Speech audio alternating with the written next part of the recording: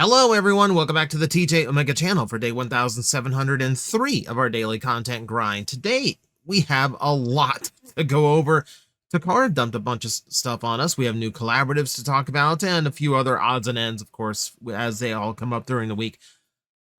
Before we go into it though, let me remind everyone who is currently on my Patreon, $5 and up. It's that time once again. 3 more episodes of TJTV are currently available. I really like this batch because I genuinely think some of my best work came from this batch. But for this month, you are getting, very quick reminder, you are getting Donkey Kong Country, which is for some reason like memeing right now. Peter Pan and the Pirates, the Fox Kids version of Peter Pan, and the Toxic Crusaders for everyone who wants to celebrate Arbor Day a little bit early. So those are currently up on Patreon to view right now. If you're in the $5 and up tier, I always thank you guys for your support. Thank you very, very much. Let's talk about brand new toys. So we got full look at the upcoming Missing Link Ironhide, the one supposedly based on if the animation model was somewhat accurate to the original toy. So the idea here, I love this idea, by the way. I do love this idea. We have a spot-on G1 Ironhide in vehicle mode, and instead of the original with the battle skiff and all that, instead now we have a full-on robot mode that is far closer to what he looked like in the cartoon. With the idea being, well, if he was designed like all the other 84 bots that came from car robots, maybe this is what he would look like. And there's a lot of trace designs from the original in there. You can still see the original face in the windshield. It's a good touch. But the pelvis is the same. The legs have similar design to them, at least and the shins. But for the most part, this is a brand new Ironhide toy. Now, when I look it over, it does look really cool. It's got all the weapons of the original toy, which is nice to see. It does have this like very retro style to how it transforms. Like having that big backpack, that makes sense. Toys like Trailbreaker did exactly that to deal with their big canopy of parts for the vehicle mode. I'll preface this with, I really like how this looks, and this is going to be a really cool piece. I don't think it really rings true as something that would have been designed in 1984, and I mean articulation aside. And that seems to be like the whole thing for me when it comes to Missing Link, is that if you do something fresh for it, that's fine. But I would really like to be able to see where it does look like something that would have been designed in 1982 when car robots debuted, rather than a Generations figure that's designed to look like G1. So for instance, I look at things like the feet, where part of the panel on the top of the vehicle mode folds down to become the bottom side of the feet. The original toy would have never done that. That is not an engineering trick that they even approached in 1982. So little things as well. Like some things seem a little bit too well defined. I'm sure as Takara shows this off more, we'll get a better feel for it.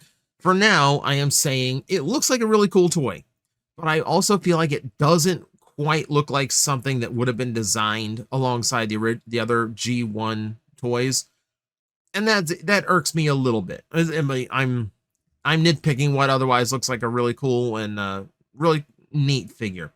I do like that it comes with a female Diaclone driver, which vaguely looks like Carly. And I do like that it has an alternate robot mode that's a little bit more similar to how the original toy looked. That's a funny thing to include. I like that it has that engineering. But yeah, I don't know. Right now, I feel like it's missing the mark that I personally like out of Missing Link, but we'll see how it goes. I would really like for Takara to show me what it looks like beside other G1 toys. That would be my deciding factor. But that's not the only one. So this is something we had teased last week. This week we had full reveal, and that is also true of the upcoming Nemesis Star Convoy. I'm not huge on the idea. There's something weird. I feel like Star Optimus Prime, Star Convoy, I feel like it should be somewhat sacred. Like, I don't, it's weird to me that we're just like wholesale repainting it into another Nemesis, but whatever. So it is a neat looking repaint. It is basically what I expected it to look like. I will say I'm not big on the gray in the trailer mode. Like it like weirdly looks like it looks like his full vehicle mode is like stretched out, right? Like it kind of looks like one of those segmented buses with like the stretchy bit in the middle so it can turn better. It reminds me of that. Like there's this midsection that I don't think works. It's not cohesive enough for me. I understand a lot of that's probably on parts that have to be gray, but it still looks kind of silly to me. Like deco wise, it looks fine. Like I'm not really knocking that. I like that it has the original Black Convoy stickers on the shoulders. That's a good touch. The funniest part to me is that instead of like doing like I thought for sure we get another black hot rod out of this. So instead of the Micromaster hot rod, we now have a Shockwave, the core Shockwave, that has apparently been repainted to be a little bit closer to Energon Shock Blast for some reason. Wait, what? That's a really weird version to homage, but I guess. I think what's funny to me about this is that it makes the Micromaster Hot Rod more sacred than Star Convoy, because they're like, no, we could just repaint that and have like a little car that can roll around the base mode and all that. Why don't we just stick Shockwave in there instead, though? Let's just put Shockwave in instead, see how that goes. Oh, well. It is funny to me, though. It's a funny inclusion. Still, not perfect. Not perfect, and not for me, but I'm sure there's going to be people who eat this up. Probably the biggest Nemesis they're ever going to make. Oh, but Takara's not done. Takara's not done by a long shot. We got our first shot of a full prototype of the upcoming Overgear Optimus Prime. I'm not even sure anyone has Overgear Ironhide and Blackout in hand yet, and we're already getting a look at Optimus Prime. And it does look really, really cool.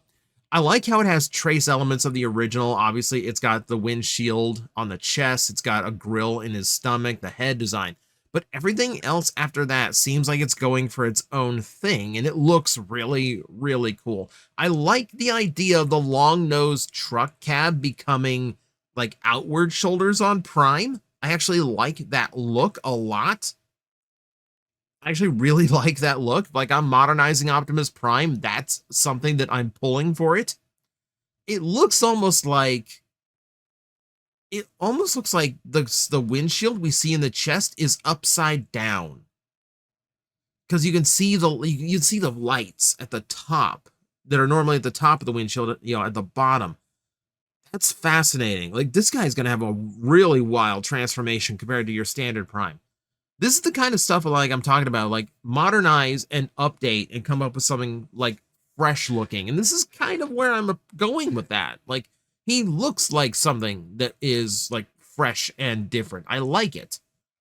Now, once it gets into color, it's going to be a completely different story, because if it's anything like Ironhide, he's probably not going to have the traditional bright red and blue arrangements. He is most likely going to have something a lot more toned down, more realistic, with just hits of red and blue here and there. So I'm really curious what it's going to look like once it's in color. If they're showing the prototype now, I don't know, with Takara, they don't usually like drag this out very long. It shouldn't be too long before we actually see what this guy is going to look like in his final form. Still very, very hype, right? Like, very, very cool toy. I'm really looking forward to that. Now, I was almost going to record on Sunday because I thought, oh, we got so much news, there can't possibly drop anything else, right? Takara dropped an entire new series of Wild King toys. Now, as far as we know, there's no cartoon attached to this like there was the previous one. It looks like the line was just successful enough that they decided, let's just make more. And that is what they're doing. And the star of it is Rex Blade, a very Korean robo-coded toy with both a T-Rex mode, a robot mode, and what seems to be an all-terrain mode, in a very like armor source kind of car mode. I like it. I like it. I mean, it looks like way more effort went into it than either of the previous Energy Masters. It's a really cool looking design. I like that a lot. Yeah, look at how buff he is. I love that. Oh, I really like, okay, now I'm curious. Okay. Part of his arm transformation is the wheel splitting. Do you not roll, or do you actually have some trick to make that work? Because that would be insane. I would be super impressed if that actually still worked as a rolling wheel. T-Rex mode looks good. I do like that. Looks like his Energy Master head makes up fangs in the T-Rex mode. Kind of looks cool. The buggy all-terrain mode. And apparently, yes, the shoulders do transform into working tires. That's kind of crazy. That is kind of crazy. But no, he looks way better than Optimus and Megatron did. Optimus and Megatron felt like they were trying to be simple for the sake of making sure it came out right and all worked. Now it seems like they're flexing. Now they're flexing and showing like how good these things can look. And yeah, it still does the entire wild docking thing. Like he can combine with 6 at once. Well, he can combine with 5 at once to make a 6-part combiner. Now, I might do like a separate video just going over all this because they released an entire series of these things. I want to make sure I get everything right. But you can see just like tons and tons. Like some of it is just straight up repaints and they are the same characters. Like this is still Light Long, but this is him in fire form rather than electric form. So, okay, we have variation. I don't mind variation on some of these characters. But then we have some that are completely new molded. And yes, everyone told me they're making an Ankylosaurus. And yes, I'm freaking out. I want it. It's even two-tone green. Two-tone green, black. A little bit of like, it's bronze instead of gold, but I'll take it. I'll take it. This is a really, really hitting me. Importing stuff right now is dicey for multiple reasons, but this one I'm going to have to go out of my way for. This one, at the very least, I'm going to have to own at some point. I have to. It's an Ankylo. The one thing to notice here is that a lot of times you're going to see these characters with brand new animal parts, but it's going to have the same robot mode head. So, like, for instance, yeah, like, I recognize that the head is just the rhino's head, and I can't remember the rhino, off the top of my head. It's been a while since I paid attention to Wild Kings and their interesting naming structure. Drill No Horn. Drill No Horn. This is not Drill No Horn. What it is the very first hippo transformer we've ever had. That's kind of wild it took this long, but there you go. We got one now. Also, new package style. New packaging style. Let me show you Rex Blade's packaging because, like, if I told you, like, I already told you once, so, like, this guy just like screams Korean Robo. If I can even find, like, all this is blurring together. It's like making it hard for me to find like his individual pack. I don't have. Okay, so this post does not have his normal individual packaging, but it has his 2-pack version. That is absolutely going for like Korean packaging style. Like this is gunning for like metal cardbot is what this is doing. I love that this line is continuing. Even if I can't afford to go in on this line, even if I just have to observe it, I am really happy to see that Wild King is succeeding well enough to actually keep going. Hasbro, please import it. Please give me some way of buying it that isn't importing, please. So yeah, we might go through this in detail in a separate video this week. But for now, we got to move on because it's already getting very long for News Roundup. We got a lot to go.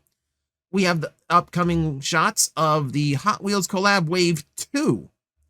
So, this is El Segundo Coupe. I hope I got that right.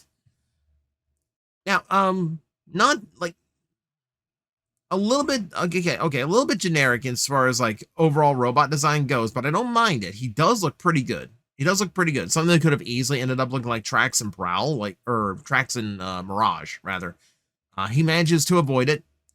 His car is one step away from greatness, which is unfortunate, but it's accurate. And the vehicle mode does look really, really cool. I really like how this looks. And that's a really solid robot. The problem I had with Twin Mill and Bone Shaker is they didn't feel solid. A Twin Mill especially feels kind of hollow and scrawny in the wrong spots. This guy looks solid. Like, if the robot mode might be just a little bit generic, he at least does look like a nice solid bot. I do like a nice solid bot. So I'm looking forward to this one. But GT Scorcher, this is the one that has my attention the most. Now we're talking beefy bot. I really like the wide shoulder on him. I really like the head sculpt. Like, the head sculpt actually hits me pretty good on this one.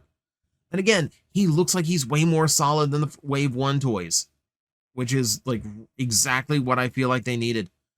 And then there's the vehicle mode. I love the front scoop on it. The front scoop makes this look so much tougher and beefier than it actually is.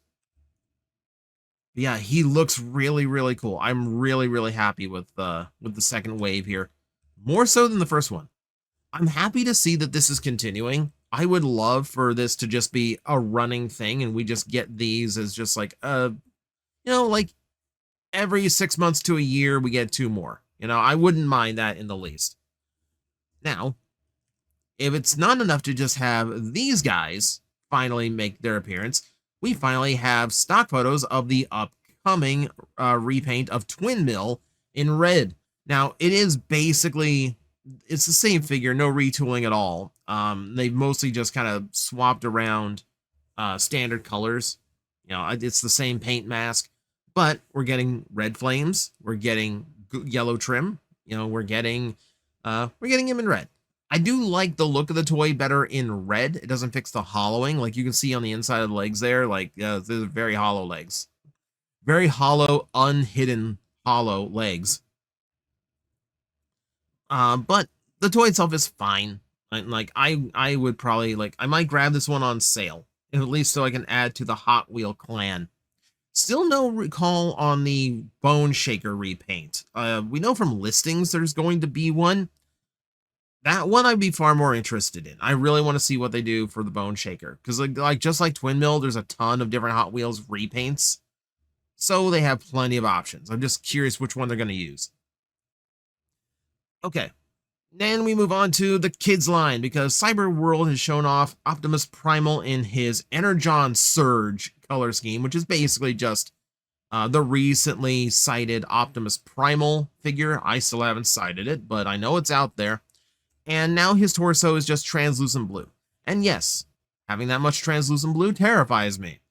Remember, they're doing that big Bumblebee toy with a big light up core later this year as like season 2 of Cyberworld.